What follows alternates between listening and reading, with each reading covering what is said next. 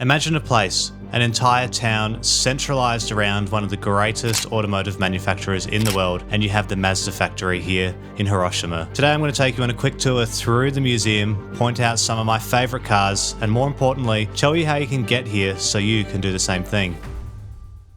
Hello everybody, by this bus and a few of these cars in the car park here, you might be able to tell where we are today. We are at the headquarters of Mazda here in Hiroshima. Today I'm going to take you through the museum that they've got here. This is a place I've always wanted to come, having owned an RX-7 and two MX-5s. I'm really keen to get stuck into it to see what's actually at the museum. I know they've got the 787B winning Le Mans car here, which is what I'm probably most excited to see. This series, if you're new to the channel, is basically a series where I take you on quick tours of shops and other places of automotive significance here in Japan that I've always wanted to come. This is my first trip to Japan, and the Mazda Museum is something I've always wanted to do. It's all the way down at the bottom of Japan here in Hiroshima, and while we're down here for the day, I thought we had to come and check it out. This little AutoZam behind me is driving away. How unique is that? It's not something you see very often. If you're new here, welcome to the channel. Goodbye AutoZam. My name's Pat. This is 2PJZ. Let's get stuck in.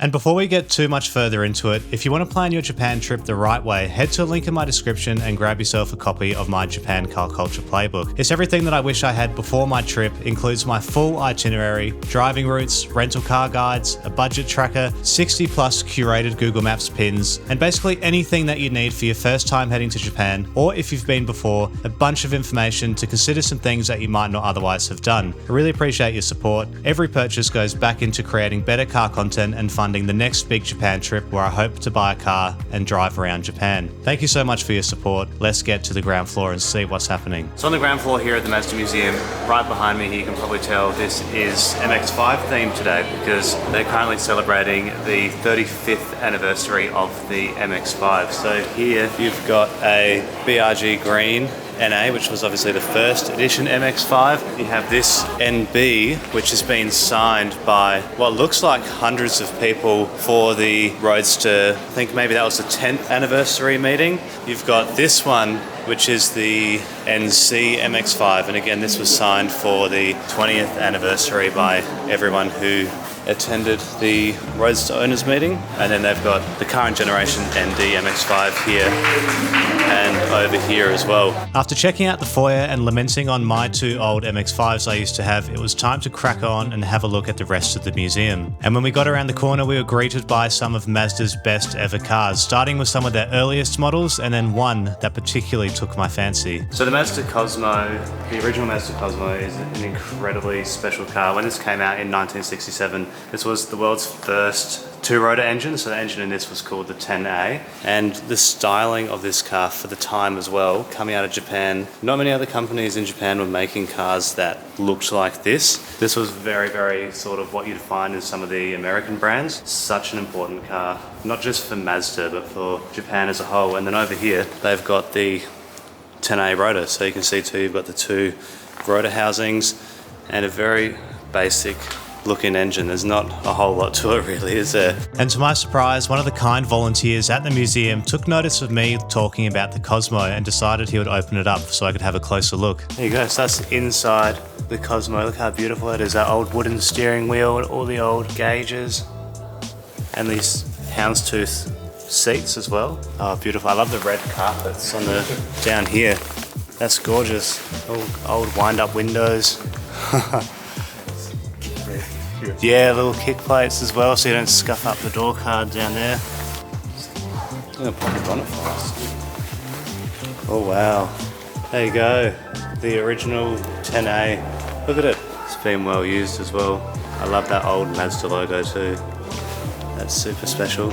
And after saying arigatou gozaimasu to the kind volunteer who helped us have a look through the Cosmo, we had a little bit more of a deeper look at some of the older cars, and the Mazda Luce particularly took my attention. And then next to it you've got the Luce, which was the first ever front-wheel drive from Mazda and first ever front-wheel drive rotary car in history. So very special lineup just here, even though it's not the performance or motorsport models that I absolutely love, it's still cool seeing this to be able to appreciate a bit of the history. So now we're getting into my territory with this one. This behind me here is the first ever RX-7, the Savannah RX-7. The first generation RX-7 was called the SA22C, and then later in 1981 to 1983, Mazda produced the FB RX-7, which was a facelift. This Savannah RX-7 is an SA22, but this is a car that is really widely loved in Australia. And then you've got the trusty old familiar Estina. Many people will remember these from it being their grandma's car that ends up getting passed down to them. That's probably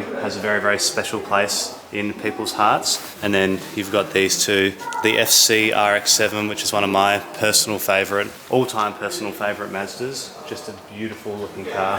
I absolutely love the off-centre hood vent as well that these come with. If you have OCD, it might not be the best car for you. And then you've got the classic bubble Mazda.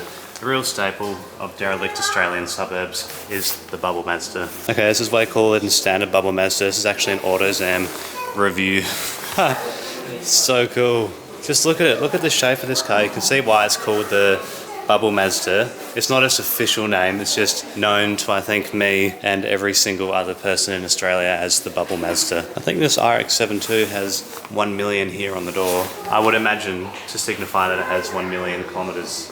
So whoever says rotary engines aren't reliable, stock ones, if you look after them, they tend to last. We're about to get to the 787B because I know many of you have been patiently waiting, but we need to make a special mention, my favourite sports car to ever come out of Japan, bar of course the R34 GTR. This here is the FD-RX-7 Type A. So Type A, you can tell it's a Type A because it has the red Recaro bucket seats, and this was a sort of final special run out edition of the FD-RX-7 that if you've watched my Sevens Day video from back in July, you would have heard me talk about. But the FD is obviously a car that I used to own. I've covered that extensively here and on my other social media about how I regret selling my red FD-RX-7. I don't just think this is one of the best Mazdas ever made. I genuinely think that this is one of the best Japanese cars ever made, like full stop. I think just in total, that FD-RX-7 is one of the most beautiful cars to ever come out of Japan. So out of the 1,500 Spirit Rs they made, I believe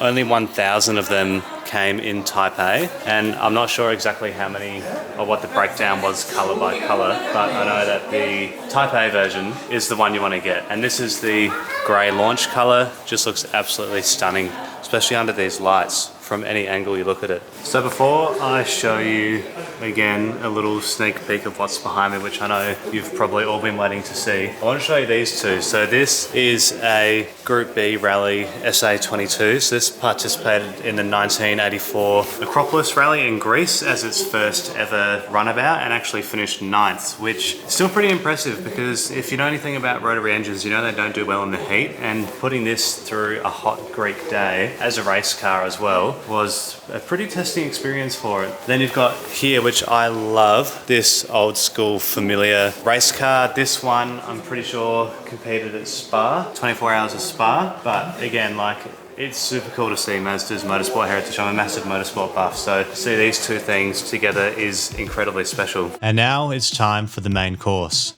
the 787B.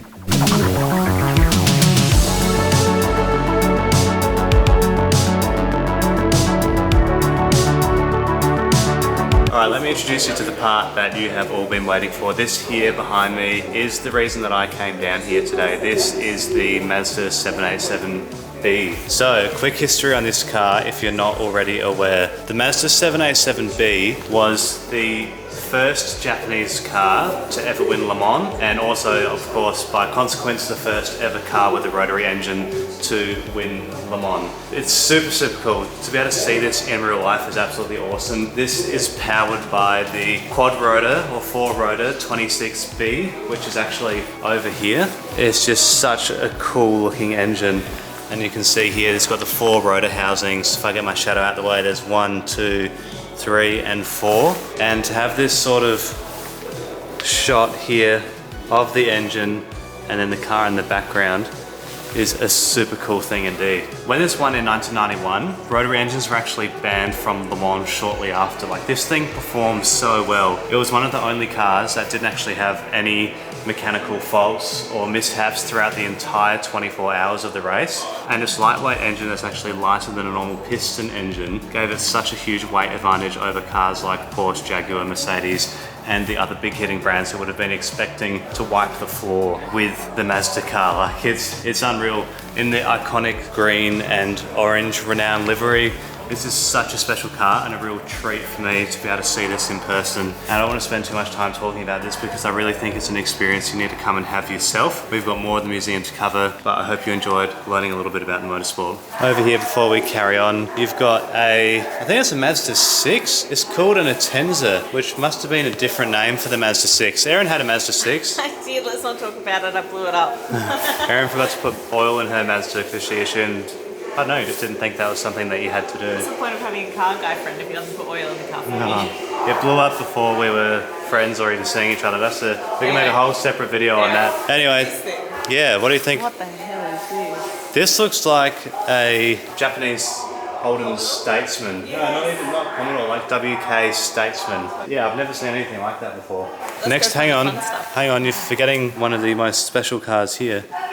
Oh, there's a tour. I don't want to get in the way of the tour. This is a Unos Cosmos. This came with the 20B, which was, I think, the first mass-produced car to come with the 20B. So this was a three-rotor engine, whereas in the RX-7 that we pointed out before, like this, the FD, the Spirit R, that's obviously a two-rotor. And then you've got the 787B, which is a quad-rotor. So 2, 3, and 4, but very rarely one. 500,000th built NB MX5 ever, maybe? Super cool. I love the NBs. I used to have one. I had a blue NB MX5, which I miss terribly. So always love seeing them in such good original stock condition. Once you finish up with the older stuff, you begin to get into newer car territory. And of course, we're not all that interested in that, but it was still pretty awesome to check it out. This is sort of a room with some of the newer Skyactiv technology. You didn't click on this video because you're interested in seeing SUVs.